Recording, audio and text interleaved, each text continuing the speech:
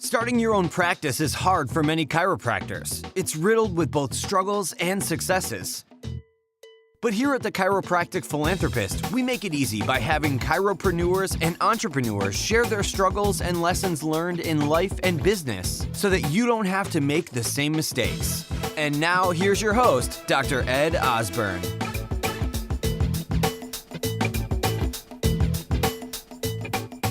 All right, TCP listeners, I have an incredible guest today, and that is Dr. Shady Botros. How are you doing, Shady? I'm doing very well, Ed. Thank you. I love the pre-chat before these interviews. Actually, I'm a little nervous today too, by the way, because I haven't done a TCP interview for quite some time. So we're both in the same boat. I hope that helps. That definitely does help, certainly. Yeah. All right, Doc. So, whenever we have a new doctor on TCP podcast, I always like to have them actually share about themselves. So tell us about you as a chiropractor, but you as a person as well. Well, me as a person, I was born in Egypt, and I grew up. Part of my childhood was in Kuwait. My father is a geologist, and in the 80s, he'd worked for American petroleum companies, and then went on to work for the Kuwaiti Environmental Protection Agency. He's a very smart guy. And then when I was about 8 years old, my parents made the move to Australia, sacrificing a lot of what they had so we can have a better opportunities. I'm one of three kids. So we moved to Australia when I was 8 years old. I'm currently living just 50 kilometers south of Melbourne by the Mornington Peninsula, married to the love of my life, Sally Mikhael, who's also a fellow chiropractor and, also Egyptian born and grew up in Australia. She came to Australia when she was 2. We have 2 beautiful children, a girl and a boy. My girl is 4 and my boy is going to turn 2. So it's a busy household. I love it. And so, ever since I've seen, I know we're going to get into this, but I'm going to throw a hook in here already. Sure. So hook means I want people to stay until the end. But okay, cool. I've been kind of following what you and your wife have been doing online with the, Project Egypt. Yeah. I've been really interested, but I sense there's like a really great story here, and we're going to get to that in a moment. But before we do you have a success quote, words of affirmation, some words of meaning that you would like to drop on doctors today? Yeah, look, obviously I'm a fan of your podcast, and I knew this question was coming, and I've often thought how to answer it. So I'm going to answer it a little bit cheekily. I'm going to give you one quote that's going to open me up to give you a whole bunch of other quotes. And the quote that I like is one that says, you should learn to talk to yourself more than you listen. You should be your own confidant, your own compassionate friend, your own mentor, your own coach. But for you to do that successfully, for you to talk successfully to yourself, you've got to have a whole bunch of quotes in your head that are available to you at the drop of a hat, that are positive and uplifting. So if I'm, getting off track in practice and focusing on the wrong things, I think of, develop a compassion to serve greater than your compulsion to survive. Or if I'm in middle workout and about to give up, I think of somebody screaming, get after it, or, just, get it done. Or, if I'm losing the romance for things in life, I remember Charlie Ward saying, anything that you don't romance, you withers away. So learning to talk to yourself is about also surrounding yourself with good, positive people, so you don't have their toxic voice inside your head. BJ Palmer's Be Careful Who You Rent the Upstairs To. So yeah, we've got to have not just one quote. I think we've got to have 10,000 quotes, and they've got to be ready and available to us. And that kind of brings us right into the struggle. So I'm going to say it. As docs, we eat struggle for lunch, right? This stuff happens. Now, this also brings us to the story. Where in your life, in your business, practice, have you struggled? Experienced massive struggle? And what did you take from that? And how do you apply it now to your business and life today, and actually to help improve this world, make it a better place? Yeah, absolutely, man. And I think anyone who tries to convince you that they didn't struggle is absolutely lying to themselves and to you. Look, I come to chiropractic with a phenomenal story. Chiropractic revolutionized my health as a kid, helped me in tremendous ways. So I was one of those people that was rapt to become a chiropractor. Graduation day was like winning the lottery for me. And I was out there, and you fall flat on your face for the first couple of years, like most of us do. And then you gain momentum and you learn some principles and you get some coaching. But about 7 years into practice, things were going well. And practice was going well and life was going well. But there was just a nagging sense of, I don't want to call it unhappiness, but I was losing the vibrancy, the vitality. And my wife, who's very astute, sort of my emotions and stuff, took me out to lunch one time, looked me dead in the eyes, as only your partner can, and said, "What's going on? Where's the spark gone?" And for me, it turned out, when we unpacked it, that even though I was helping my immediate community in just outside of Melbourne, and we're doing good work in our area, I always felt like chiropractic has a lot more to offer, and it should be offered, freely and lovingly, especially to those people who A, can't access it, or B, cannot afford it. So, the need for outreach, that need for, helping as many people as we can, which we all have burning deep in our hearts, was really unsatisfied. Even though our community was really grateful for us being there. And also just the lifestyle that you envisage for yourself when you sign up for chiropractic, one of travel and fun and excitement and meeting great people and going to these wonderful places. That was, chiropractic practice at its most successful can sometimes be like the velvet handcuffs. They feel soft and nice on your hands, but it can tie you down a bit. And out of that, really, in 2010, the idea for Chiros to Cairo was born. And in 2010, we did our first combined Egypt tour and seminar. And then we did it again in 2015. And this year in 2018, we're having our third and our fourth one in September. So, yeah, it came out of that struggle, came out of that dissatisfaction.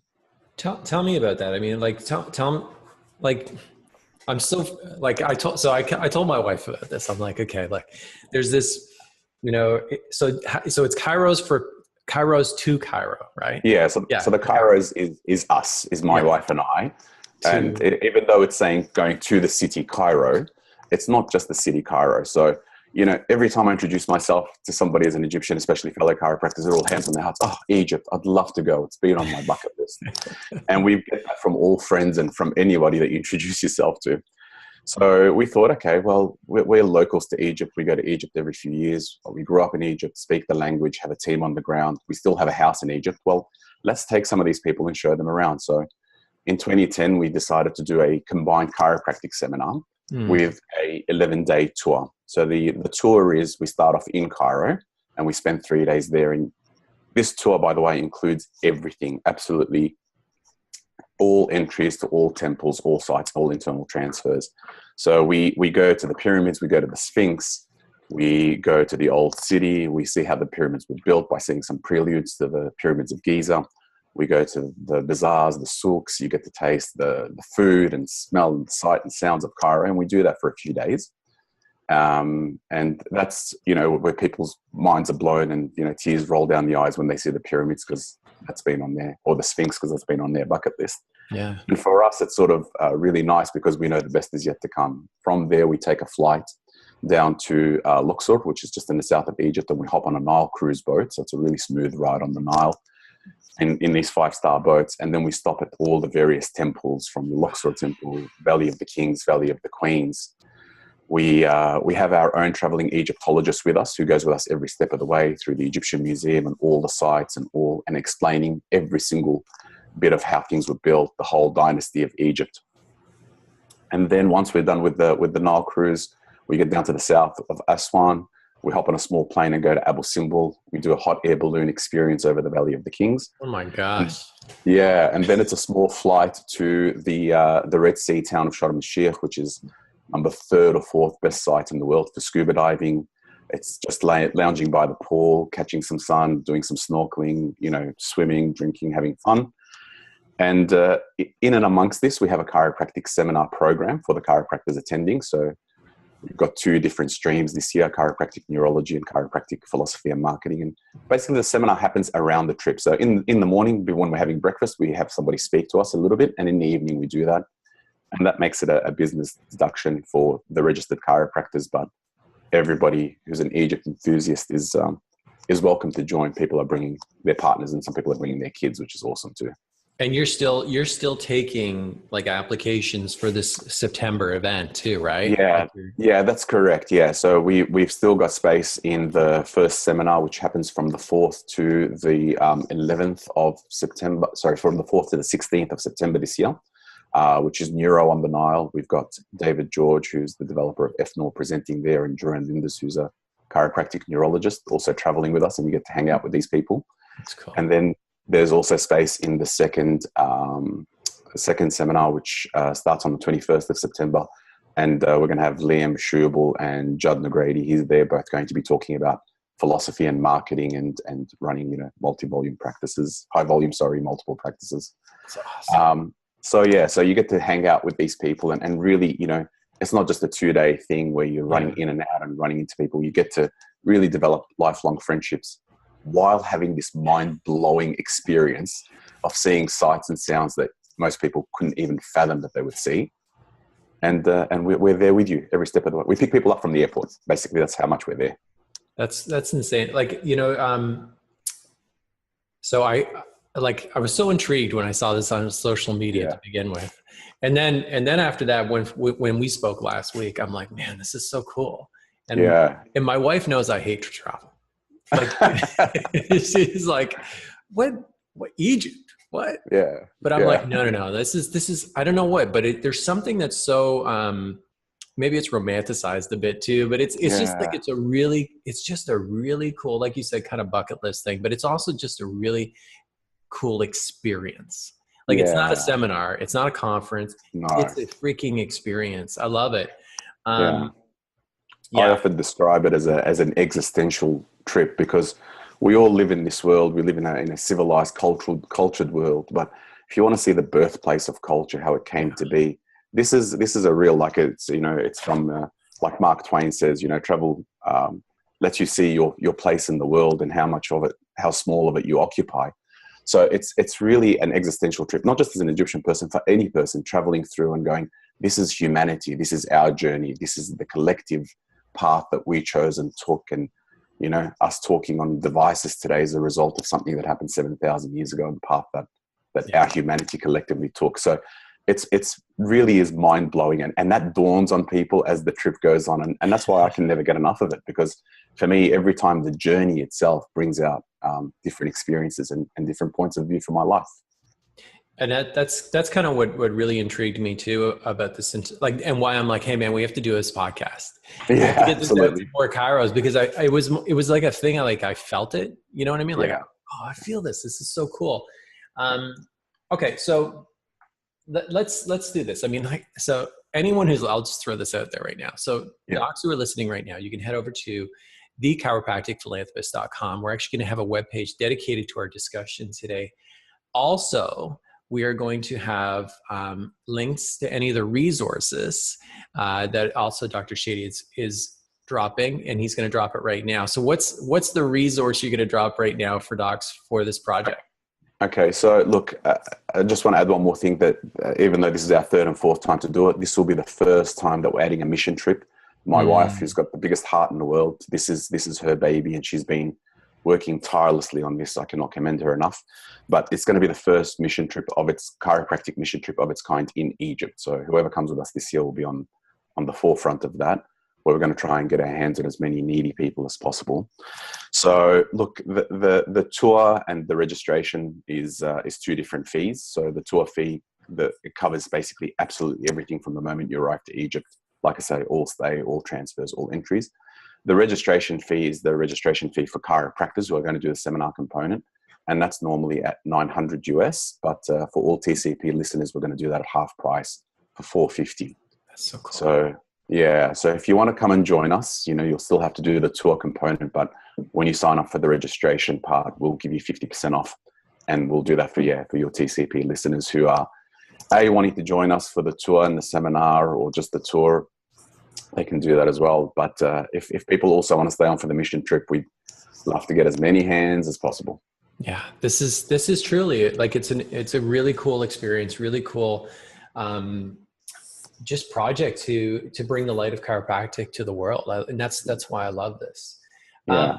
All right. So we're gonna bring you now back. We're gonna come back to back to reality here. Okay. All right. Back to reality. Back to reality by putting you actually back to the future, this part of the TCP podcast, which means I'm going to put you in our TCP time machine. I'm going to send you back to a younger version of yourself. Yep. And this is right after you came out of chiropractic college. Okay. You have all the knowledge you have right now, all the life experience, everything. What would you say to that younger self? I would probably say relax, relax and take your time. If good things come, I'm one of those people that's incredibly happy with their life currently. And hindsight has 20/20 vision. So if I could tell the younger me, just relax, everything's going to work out. You're going to be happy. Life is going to be great, mate. And one of the things that I actually did do when I was not quite in my early 20s, when I graduated, maybe a bit later, is I read a wonderful article, and I take a lot of counsel from that. It's an article written by a palliative care nurse named Bronnie Ware. It's called The Top 5 Regrets of the Dying.